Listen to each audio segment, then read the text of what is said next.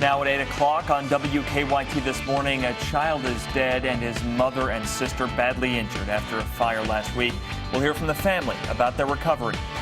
And we'll also hear from the family of a Western Kentucky man who will face a judge tomorrow after Kentucky State Police say he murdered a child.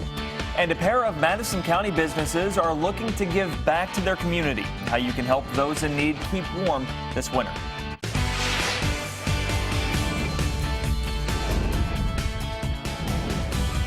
This is WKYT This Morning. Good morning. Thanks for joining us on this Sunday. I'm Sean Moody. And I'm Michelle Chamberlain, and I hope you guys are staying warm out there because it is cold. Yeah, there were a lot of cold people at the football game last night. I know, and I heard there were some snow flurries, too. A little bit of that. Let's check in with Mike Linden right now. Is it all out of here, Mike? For the most part, Sean. If you are still seeing anything near you, it's just because there's clouds above us. Of course, clouds made of moisture. You might see some very light flurries this morning, but as for anything really sticking at this point, we can pretty much rule that out. It certainly is cold enough, but we're just not seeing the snowfall necessary to amount really to anything. We're still seeing, again, if we look at Defender here, just some light flurries moving through the Bourbon County area along 64 there. And if we look farther to the east, we can see near the Ashland area some heavier flurries, if you'd like to call it that. With the wind chill out there, though, still feels quite cold. 31 degrees in Lexington, 24 in Boyle County. And despite this cold start today and cold afternoon, might I add, things will get a little better heading into Monday, Tuesday, and in the days leading up to Thanksgiving. Coming up, I'll take you hour by hour and show you how temperatures would improve in just the next 24 hours. Yeah, we'll take better. Thanks, Mike. A Frankfort woman and her month-old daughter are still in the hospital this morning, 2 days after they were badly burned in a fire that also killed a 2-year-old. Yeah, that fire tore through the Country Hills apartment complex early Friday morning, and the family of those victims are speaking to us about how they're handling the loss. Mike Byer has more from our live desk this morning. Good morning, Mike. Good morning, Michelle. As the mom and her daughter remain in the hospital trying to recover from their serious injuries, the family is also dealing with the pain of losing 2-year-old Demetrius Johnson Jr., also known as DJ, who was killed in the fire. It all began Friday morning when the fire tore through the Country Hills apartment complex in Frankfort. The Franklin County coroner says the little boy died from smoke inhalation. His mother and sister are at Shriners Hospital in Cincinnati, both burned from the chest up. Demetrius Johnson Sr. was at work when the fire broke out. He says while his wife and daughter are showing signs of improvement, he's still trying to cope with the death of his son. They're going to get better. They said it'll take a couple months. I'm holding up, but I'm still hurt about it. But losing my son, it really hurt me. I don't want to talk about it right now because I don't want to cry on the phone. It's tough to hear that from the father. Johnson said doctors told him that his daughter Nyla could recover in about a month, but that it will likely take his wife Whitney a couple of months to recover. It's still not clear how the fire started. The state fire marshal and arson investigators say it could take up to 10 days to figure out a cause for the fire because of the damage. At the live desk, Mike Byer, WKYT. Thank you, Mike. Now, tomorrow, the man accused of murdering a 7-year-old girl in Western Kentucky last weekend is set to face a judge. Friday, Kentucky State Police arrested 38-year-old Timothy Madden for the murder of Gabby Doolin. Doolin was found dead last Friday night in a creek near Scottsville High School. While many in the community say they're glad state police made an arrest, Madden's family says he's innocent.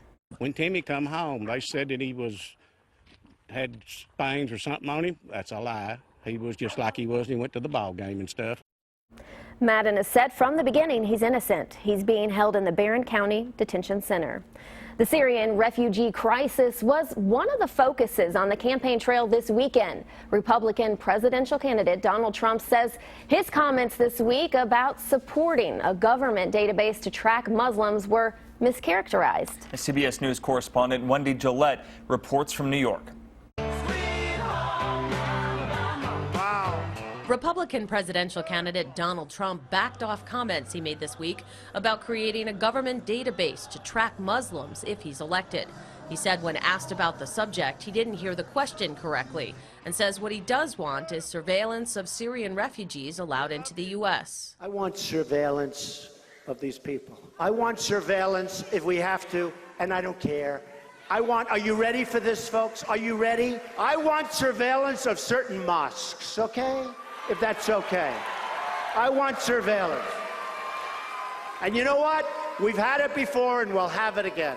Fellow Republican candidate John Kasich also talked about the refugee issue during a town hall in Berlin, New Hampshire. I don't want Syrian refugees to come here now because we don't know who they are. And you got to have a sense of who people are before you let them in. The bill is passed. On Thursday, the Republican-led House easily approved a bill that would suspend the Syrian refugee resettlement program in the U.S. President Obama has threatened to veto the measure. Hello. How are you all doing? He visited a refugee center in Malaysia Saturday, trying to keep Americans focused on their plight. Wendy Gillette for CBS News, New York. And more than a week after the attacks in Paris, the search is still on for one of the attack suspects. That suspect was last seen crossing into the border into Belgium yesterday. Authorities there have locked down the capital city as the manhunt continues. The man who police believe planned the attacks was killed in a raid at an apartment in a Paris suburb on Wednesday. Your time now is 8:06, and we move on to local news where Lexington police say they're still trying to track down a man wanted for robbing a gas station. Officers say a man went into the Shell station on the corner of New Circle Road and Eastland Parkway around 6:30 Saturday morning and demanded cash. We're told he did get away with some money. Investigators say he was wearing a dark hoodie. A Lexington serial burglary suspect is set to face a judge tomorrow. 46-year-old Terry Rogers is charged with 8 counts of burglary and several other offenses. According to his arrest citation, Rogers confessed to breaking into and stealing from numerous businesses and homes over the course of 3 weeks. He's expected to be arraigned Monday. A judge turned down a request to block hearings that would determine if hundreds of Eastern Kentuckians can keep their federal disability benefits. Nearly 1,800 people in Eastern Kentucky are involved in a lawsuit against the Social Security Administration.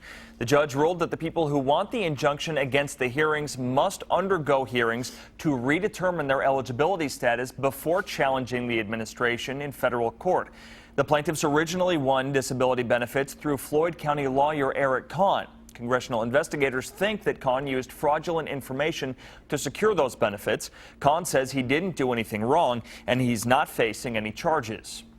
Now, as Mike told us earlier, winter is fast approaching, and that means lots of people are stepping up to help everyone in need of a coat this year. This is a great cause. Purdy's Coffee and Purdy Embroidery and Screen Printing in Richmond are doing just that.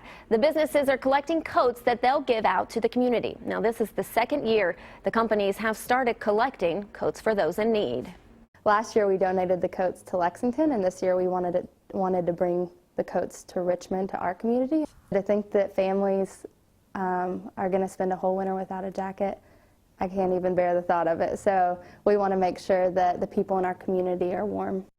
For every coat donated, Purdy Embroidery will donate a winter hat. Purdy's Coffee will also get a free cup of coffee to each person who donates. The two businesses will be accepting both new and gently used coats until November 28th.